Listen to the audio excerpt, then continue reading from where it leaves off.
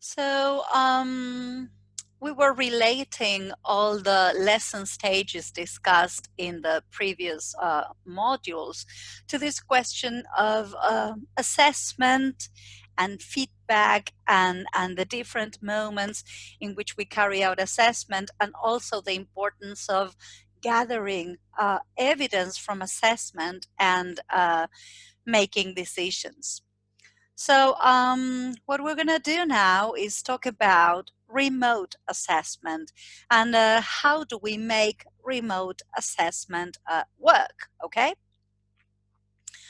I found something really interesting as I always do research and investigate, and I read a lot for my presentations. And when I come across things that actually I am interested in, I share with you. So I found these online assessment pillars, and I thought it was really, really interesting to start actually a discussion, all right? And if you pay attention when it comes to this, it's online assessment actually.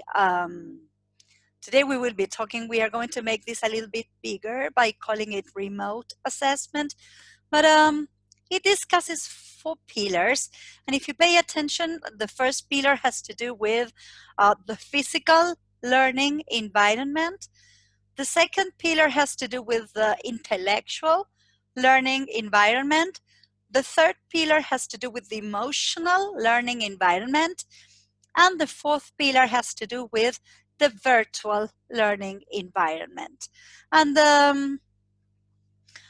actually, when it comes to the physical learning environment, it talks about the setup, okay? The setup of everything that has to do with this remote teaching and learning experience, how you get organized if you are bringing your own device. If you do have a device, then which one it is? Will you be using your cell phone?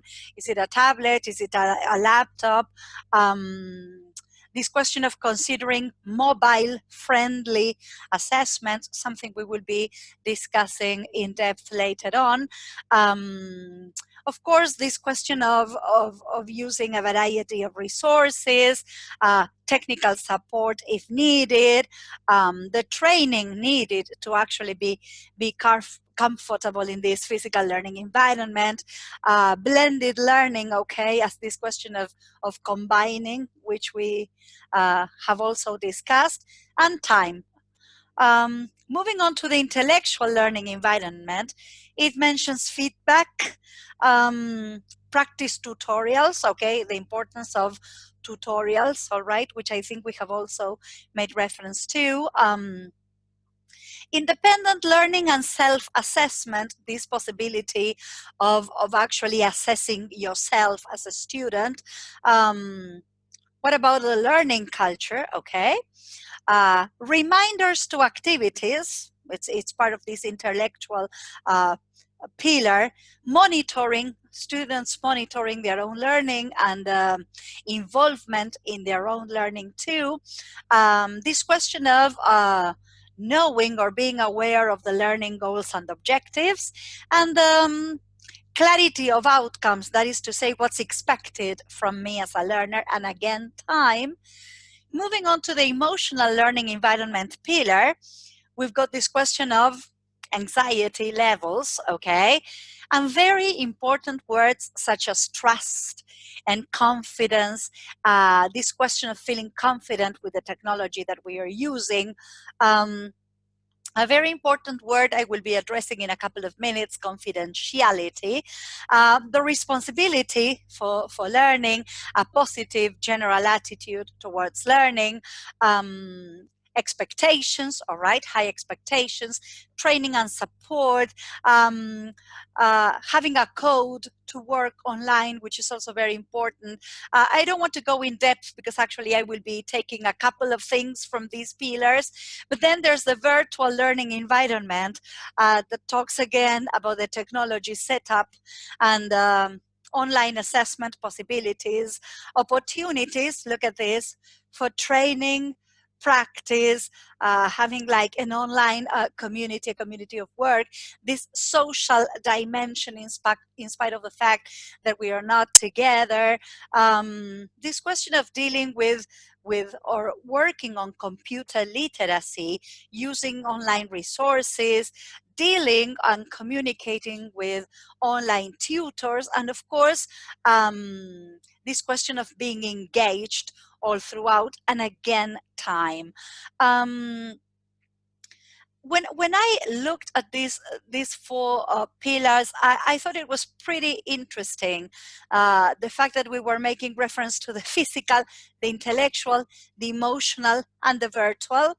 I was not very sure everything applied to what we are discussing in this workshop, but precisely because of that, I decided to adopt and adapt this question of the pillars. And when it comes to remote assessment, this is what I came up with. I agree with this question of the physical learning environment. And I borrowed this question of blended learning, all right? The fact that we cannot completely rely on an online teaching and learning reality. So I think that the ideal thing is to have this blended learning scenario where at times we have the possibility of online teaching and learning, whether it is synchronous, occurring at the same moment, or asynchronous. Okay, for example, the teacher recording herself or himself, and then the student watching that video any moment. All right. And so I thought when it comes to a physical learning environment, blended learning was a possibility. Although, as we have discussed before, in the total absence of technology, we can still make things happen, which has been the message all throughout. And another key word for this physical learning environment pillar for me is this question of variety. All right. Which, as I said from the very beginning, does not have to do with your learning 1,000 technological tricks. All right. It's about also you're feeling confident with whatever you will offer to your students. But variety, just as in the traditional classroom, is going to be welcome. Something I also borrowed, okay, for our own workshop is this question of the pillar of this dimension, which is the intellectual learning environment. And of course, what did I take? Feedback. And how important it is. It is important in a traditional setting. It is equally important in this new reality we are going through. I also borrowed this question of tutorials, all right? Because tutorials, there are tutorials which are online as a resource that you teachers can use, but you teachers also have the possibility to record yourself and record these tutorials that are an example of this way of guiding and scaffolding our students. I borrowed reminders, this question of reminders, and I think that I have mentioned this in one of the modules, how important it is that you provide examples, you remind them as students are going through the activities, you remember when we learned, you are constantly there and scaffolding, and at the same time, I thought that this is or might be also connected to helping our students with their organization skills, even from a distance, like with deadlines and reminders. And this is how we keep close in spite of the distance.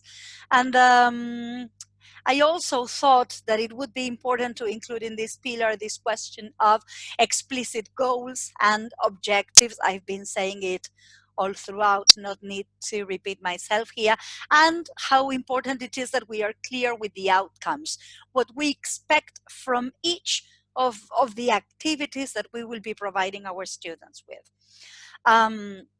For the third pillar or the third dimension which I also think is really very important. And I think it was in the first module that we really addressed this issue, this question of lowering our students' anxiety and uncertainty. We talked about the importance of homework not puzzling our students. And three very important words appeared in this pillar: trust, confidence, and confidentiality. Trust, okay, they need to trust and have this sense of achievement as they move forward, which is so important when it comes to learning. Confidence in themselves, definitely. So this is what these remote tasks seek to boost in our students: confidence, trust, and this other word, confidentiality, which is really very important when it comes to providing feedback. Not all the time do you give feedback to everybody. You might be giving feedback to the group. You might be giving feedback to a couple of students. You might be giving feedback to a student in particular. You do not give feedback to a particular student in front of everybody. It is a golden rule in the traditional classroom. It applies to this context too. Okay, so this question of keeping it confidential, all right? And for the fourth pillar, we've got the virtual learning environment.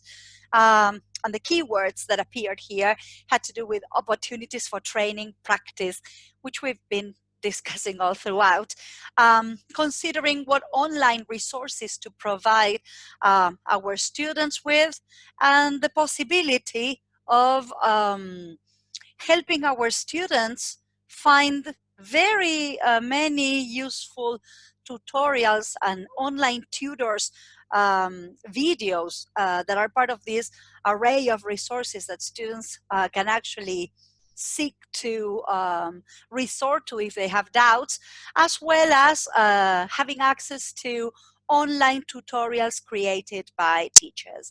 And there was a keyword that actually appeared in all the pillars that has to do with time. And the reason why I decided to stop for a little while about time is because time is really very important. It's important when we plan.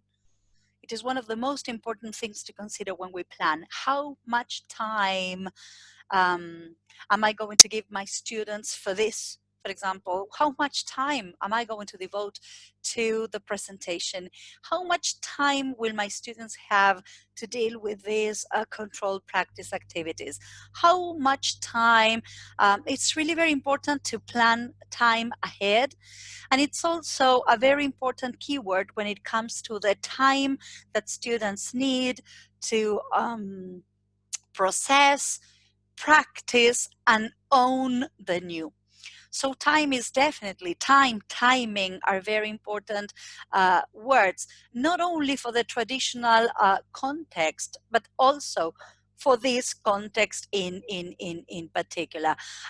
One of the things that I would like to give you as a piece of advice is this question of, apart from grammar, vocabulary, strategies, listening, speaking, reading, and writing, how important it is that we give our students tips and suggestions, and that we help them with strategies for organization skills. Usually, this question of having to deal with assignments and asynchronous, because if it is synchronous online teaching, I'm meeting my teacher at 4, there's a Zoom meeting and it's at 4 on the 22nd, and that's it. But when it comes to asynchronous online teaching, sometimes the main problem with a lot of students is that they do not have organization skills. They cannot organize themselves. So they end up doing things in a rush, and they do not devote the necessary time for the assignments to be high quality assignments. So I think that one of the things that definitely is a challenge with this new reality happens to be with organization skills, and within organization skills, this question of time.